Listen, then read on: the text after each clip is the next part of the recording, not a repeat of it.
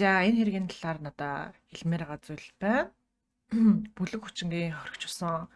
Тэгээд товч сегмент бүтэн ярилцлага нь байгаа юм байна. За эрчүүд ерөөхдөө нийлж агаад бүлгэн хүчин хийх нь хөвчлэн тухайн эрчүүдийн хувийн үн цэнийн цэнтэй холбоотой байдаг. Хувийн өөрсдийнх нь үнэлэмж үн цэнтэй холбоотой байдаг. Тэгээс эмгтэй хүн эрчүүдүүд ингэж их ойр орхон хүчндүүлээд байдаг шалтгаан нь болохоор энэс эмгтэй хүн бол ингээд бусдад үйлчилж явах тусам үн цэнтэй эмгтэй гэсэн нийгмийн ойлголттой холбоотой. Тэгэхээр нийгэм одоо тэг хүмүүсийг эрэгтэй хүмүүсийг эмгтэй хүмүүсийг бага байхаас нь хойш яаж заадаг вэ? Тэгэхээр эрэгтэй хүний үн цэн олон эмэгтэй хүнтэй унтах, эмэгтэй хүнийг олох гэдэг ч юм уу те. Гэтэл хүчтэй эрэгтэй хүн байснаар олон эмэгтэй хүн түүнийг сонирхох гэдэг ч юм уу те. Ингэх юм бол эрэгтэй хүн үн цэнтэй юм байна гэдэг ойлголт айгүй хүчтэй суудаг эрэгтэй хүний ухамсарт нь. Тэ тэгээ хэрвээ эмэгтэй хүн өөрийг нь тоохгүй байвал, эмэгтэй хүн өөртөө унтахгүй байвал тэр эрэгтэй ерөөхдөө бол үн цэнгүй. Тэгээ үн цэнгүй гэдэг чинь угтаа юу гэсэн үг вэ гэхээр амьдрах эрхгүй болчихж байгаа байхгүй. Үн цэнгүй гэдэг чинь ер нь амьдрах эрхтэй байх талаар юм шарах байдаг. Тэр амьдрах эрхтэй гэдэг энэ шарахыг толинцглаар хангачиж болдог. Тэгэхээр үн цэнтэй холбоотой зүйл болгоо би амьдрах эрхтэй хүн үү? Би ер нь амьд авах хэвээр юу? Амьд байх ёсгүй юу гэдэг ийм асуултыг төрүүлдэг гэхэлэр чи үн цэний асуудал хүнд хамгийн хүн дээр тусдаг нөхгүй. За тийм ээ. Тэгэхээр ингээд эрэгтэй хүний хувьд эмэгтэй хүн өөрт нь үгүй гэж хэлээд эмэгтэй хүн өөртөө унтахгүй байх юм бол тэр эрэгтэй ирэхэд бол амьдрах эрх байхгүй гэж ойлгогддог байна. За тэгээд эмэгтэй хүний хувьд болохоор эмэгтэй өөрийгөө номер 1-т тавьдаг эмэгтэй хүн бол юм муу чанаргүй эмэгтэй юм шиг нийгэмд хандлагатай байдаг. Тэ өөрийгөө номер 1 тавьдаг, одоо өөрийгөө л боддог, хатуугуйтан, бусдад хүйтэн тэ өөрийгөө золиосолдоггүй, гэрийнхэндээ золиосолдоггүй гэдэг ч юм уу. Ийм эмэгтэй бол юм хорон санаатай эмэгтэй, муу талын эмэгтэй гэж харагддаг тэ. Тэгээд сайн ялангуяа Азийн нэгэнд бол сайн эмэгтэй үн цэнтэй буюу бас нөгөө дахиад амьдрах эрх бүхий эмэгтэй хүн байхын тулд өөрийгөө биш бусдын хэрэгцээг өөрийнхөө хэрэгцээний дээр тавьдаг, бусдад үйлчилдэг байх хэрэгтэй гэж заачдаг шүү дээ, тэ. Тэгэхээр ингээд ийм ойлголтууд гээд хүний нэгт ингээд бодлын алдаа болоод хүнд тогтно. Тэгээ хоёрт болохоор энэ зүйлс чинь ингээд багаас үүсчингүүд багаас үүсэн юм ингээл амьдралын явцад цэник аваад яваад байна гэсэн үг. Үржээл ингээд энэ цэнэг нь энэ энерги тэр тухайн хүний дотор ингээл божоол илүү хүчтэй болоод илүү үржээл яваад байна гэсэн үг. За тэгээд тэгэнгүүт нөгөө нэг энэ 7 эрчүүд нийлж байгаа бүлэг хүчин хийсэн гэдэг нь болохоор энэ эмгтээтэй холбоотой зүйл ерөөхдөө бол биш. Тэр 7 эрчүүд юу хийж ийнэ гэхэлэр 7 эрчүүд олуулаа ерөөхдөө өөрсдөө үн цэнгүүгээр мэдэрдэг байсан эрчүүд нэг нэгэ аргадах гад ингээд нийлж байна л гэсэн үг. Би өөрийн үн цэнгүү мэдэрдэг, чи яас өөрийн үн цэнгүү мэдэрдэг юм уу? Зүгээрээ андаа гэдэг нэгнээ аргадах гээд ингээд залуус бүлгэлцдэг. Бүлгэлцдэг. Тэгээд тэгээ яг эрэгтэй хүн эмэгтэй хүнээс нөгөө нэг аргадалт авъя гэхэлэр эмэгтэй хүн болохоор үн цэнийг нь тодорхойлдог хүн байгаа шүү дээ. Тэгэхээр эмэгтэй хүн бол айгүй аюултай хүн байгаа байхгүй тий.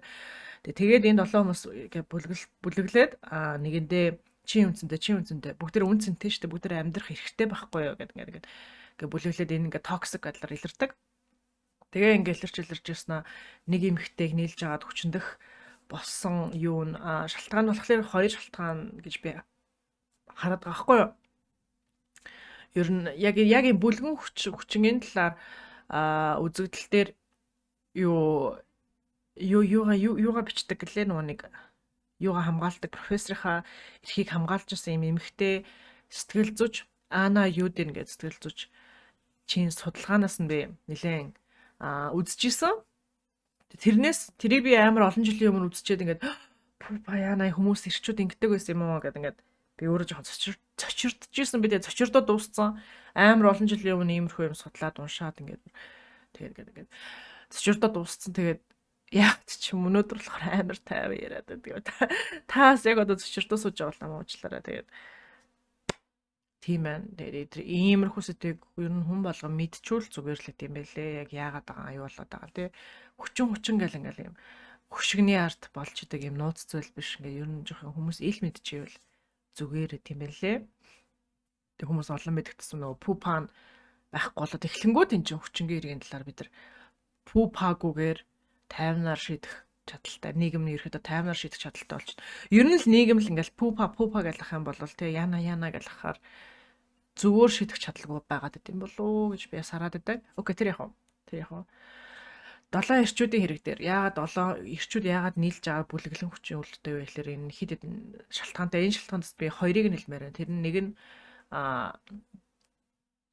хоорондоо дотнолохын тулд эрэгтэй хүнтэйгээ дотнолохын тулд гэд нийлж агаад гэмт хэрэг хийх эрчүүд ингээ нийлж агаад гэмт хэрэг хийх нийлж агаад хүчин үйлдэх нь тэр эмэгтэйг хохироочлаар биш эсвэл тэр эмэгтэйг хүсэмжилсэн эсвэл тэр эмэгтэйд ямар нэгэн буруу байсан гэхээсээ илүүтэйгээр 7 эрчүүд хамууд болохын тулд нэгнтэйгээ андууд болохын тулд илүү дотнолохын тулд бүгдээр ингээ хамтдаа муухай мэдсэн гэдэг ч юм уу. Хамт бүх амьдралын бүх зүйлийг бүгдээр хамтдаа хийнэ гэдэг ингээд тэр эрэгтэй хүн эмэгтэйнийг хохироож байгаа эмэгтэйний талаар эрэгтэй хүний талаар бусад эрчүүдтэй таалагдах талаар бас бусад эрчүүдтэй дотносох талаар байдаг.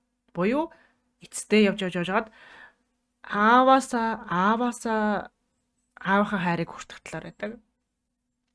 Тэгэд ааваасаа хангалттай хайрыг хүртэж чадахгүй болохоор эрэгтэй хүн тэр хайрыг эрэгтэй түншээсээ хайж эхэлдэг гэсэн. Эргэн тойронд байгаа эрчүүдээсээ эргэн тойронд байгаа ахмад эрчүүдээсээ гэдэг ч юм уу те түнш эрчүүдээсээ хайдаг болчтой. За хоёр дахь шалтгаан нь болохоор нийлж байгаа эмэгтэй хүнтэй ингээд унтчингууд бэлэг ярилцсанд орчингууд энэ нөгөө нийгэм хилцсэн байгаа даа шүү дээ. Чи эмэгтэй хүнтэй унтчих чи үнцэнтэй. Гэ хилцсэн байгаа даа шүү дээ.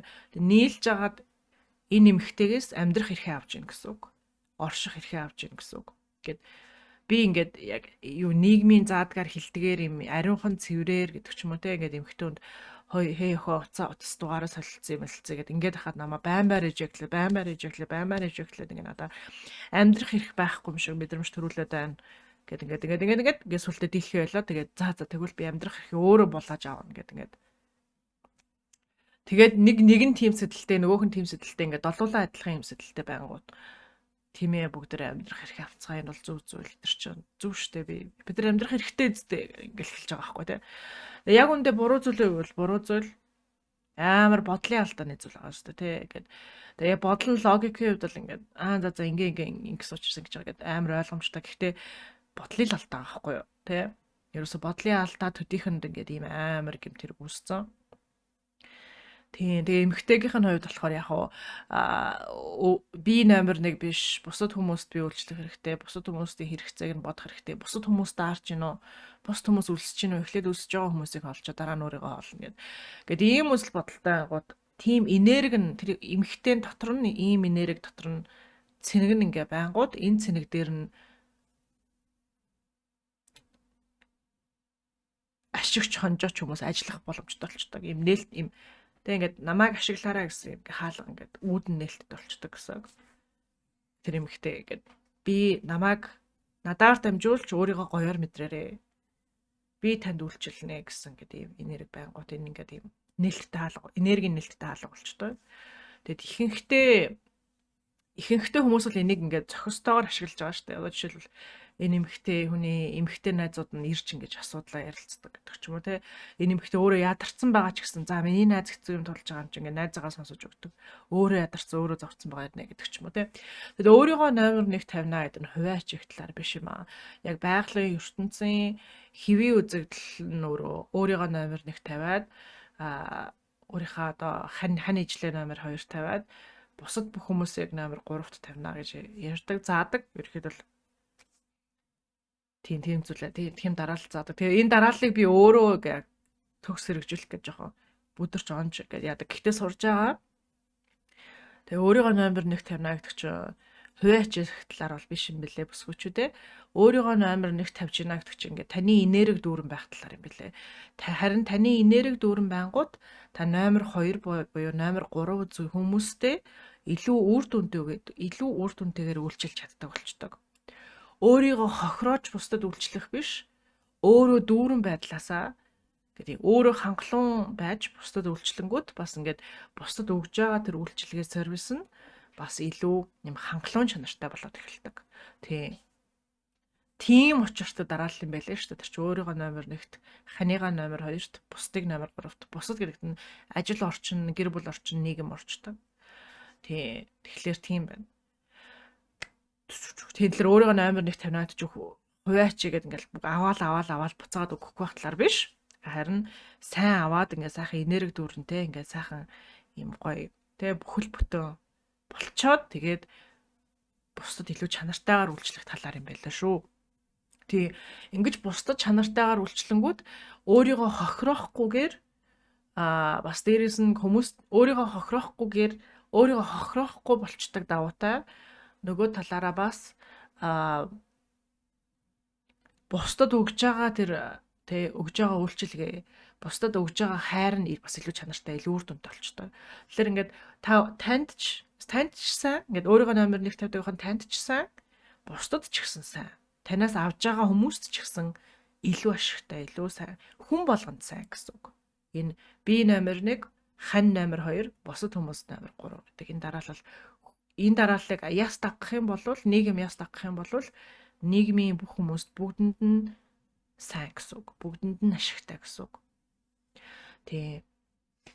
Тийм байдаг байх. Тэгээ энергийн талаас бол би энэ явдлыг бол ингэж тайлбарлана. Тэгээ би өөрөө сууис дөрслөх урлагт би сурч исэн. Тэгээ ер нь дөрслөх урлагийн энерги бол сууис энерги жоохон онцгүй юм байлээ. Сонин. Тэгээ энэ нэрийг сонсчод хүмүүсийн комментуудыг уншихад нэрээ сууис дөрслөх урлагч жоо сони энергитэйсэн даа гэж би одоо эргүүлээ санаж байгаа байхгүй. Жишээ би дөрслөх урлагтай хаад манай ангийн залуус зарим нь ингээд яг ингээд бүлгэн болоод эхэлж исэн. Би ганцхан семестр сурсан байхгүй. Тэгээ ганцхан семестрээс цаашаа сурах гэхэлэр манай анги тэр бүлгэн болж эхэлж исэн тэр залуус гээд ерөөсөө надад амар лайтайсэн болохоор би сургуулаасаа болж исэн заяа. Тэгээ яг намайг тоочглоод байсан уу эсвэл бусад охтыг бас тоочглож байсан уу би мэдэхгүй байна. Ямар ч ихлээсэн ингээл би хичээлдээ ирэх болгонд л ингээл над руу ингээд үлэн чонш ингээл хардаг. Тэгээ ингээд надтай сонио харцдаг. Ингээд нэг гоё харцаад байгаа юм шиг доош нь дарж харцаад байгаа юм шиг ингээл тэгээ ер нь ингээд би тэр залуусыг ингээд хажууд нахаар ингээл стресстэй ер нь амар ядаргаатай дарамттай болцсон байсан. Тэгээ надад янз бүрийн хүчин хийсэн гэж бол хэлэхгүй. Гэхдээ ингээд пиршки авчаад нэг залуу ингээд пиршки авчаад тэр пиршкийг надад хүчээр идүүлэх гэдэг байсан. Тэгээ би үгүй гингүүд ингээд намайг ингээд баг ямар хуваач яасан эсвэл ингээд юм ямар ингээд юу юм тийм ингээд амар шүүмжилдэг. Тэгээ би тэр шүүмжлэнс чи би нэрээ ингээд хүн надад ингээд пиршки идэгээд ингэж яхад нь идэхгүй бол нэрээ би энэ нэрээ буруу юм болов гэж бодоод нэг удаа ингээд өөрөө идсэн байгаа өөрөө ингээд пиршки идэж байгаа шүү дээ идж байгаа пиршкинс нь би өөрөө ингээд намаа хаз гэдэг ингэдэг байсан байхгүй. Тэгээ би нэг удаа хазчихсан. За тэгээд нэг удаа түүний идсэн байсан пиршкинээс нь ингээд хазаад тэгээ араас нь энэ бол саяны энэ зүйл надад яагаад ч таалагдсангүй гэж би мэдэрчсэн. За нэг удаа тэр чинь ингээд тэгээ бодоод хаа тэр залуу гэдэг намайг надад халтмаар л исэн баг. Бэлгийн романтик байдлаар тэгээд өөрийнхөө идж байгаа пиршкинс надад хуваалцсна гэдэг чинь надад тотон баймар байгаагийн шинж тийм үү. Тэгээ би үгүй гэдэг хаад ингээд хүчилсээр надад хазуулж байгаа нь тэгээд надтай илдгээр дотнох санаа бол байхгүй байгаа шинж тийм үү. Тэгээд ингээд шүлсээ холилдуулаад ингээд үнсэлцэхэд арай жоохон ойрт байгаа гэдэг ч юм уу те үнсэлцэх хаалга ингээд жоохон нээж байгаа. Миний ингээд таг хаалттайсан хаалга ингээд жоохон ингээд хүчээр нээж эхэлж байна гэсэн үг шүү дээ те. Тэгээд би тэр залуусаа дахиад хэдэн жилийг өнгөрүүлсэн бол яачих ч байсан. Миний хаалга хэр том болчих ч байсан. Тийм мэдгүй хүчндүүлэхэд бэлэн болчих байсан ч юм мэдгүй байна. Ямар ч хэлсэн тэр залуус таалагдаагүй. Тэгээд тэр дундаас бүх ирчүүд биш. Тэжээ бүлгэлж исэн ирчүүд байсан. Тэр бүлгэлж исэн ирчүүдээс ингээд хол явдаг байсан ирчүүд бас байсан заяа. Тэр хол явдаг байсан ирчүүдээс нь тэр бүлгэлжсэн ирчүүдээс нь хол ясан ирчүүдийн хажууд байхад би өөрийгөө амар гоо аюулгүйгээр мэдэрдэг байсан. 50 мэдэрдэг байсан. Тэгээ тэр бүлгэлдэг байсан ирчүүдээс хол ядаг байсан 2 3 4 хэдий эрэхтэйсэн юм дээ тий. Ерөөсөө 96 зурчаал өөрийнхөө амийг бодчихвол яваад өгдөг. Тэр залуусыг харчаад нэг амар хам болж ярьж мэрдэггүй, хамт хоолнд ордоггүй, хамт ланч иддэггүй тийм залуус байсан. Тэгээд тэр дундаас нэг нь надад краштэйсэн. Тэр нэг нь болохоор тэгээ намайг амар гэрх гэж би шаан гэрт хүргээд үгээ тэгдэг амар хөрхөө. Тэгээ тийм залуу байлаа. Тэгээ тэр хүч би ч өөрөө найз залуутайсан. Тэгэхээр тэгээ тэр залууг reject хийхээс аргагүй. Тэгээ би тэр залууг бүлгэлдэггүй байсан буюу дажгүй залуу гэдэг байгаа шүү дээ. Эрүүл залуу тий. Тэр залуу би найзлалтаас учраас ялцчихгүй тэр залууг reject-лдэг лээсэн. Тэгээд тэгэхэд бас намайг бинээр reject-лж байгаа үгүй гэж хэлж байгаа гэж амар хүн дээр цуж авдаггүй. Тэгэл надад сайн гэдгээ айгүй илтгэгээр ойлгуулдаг.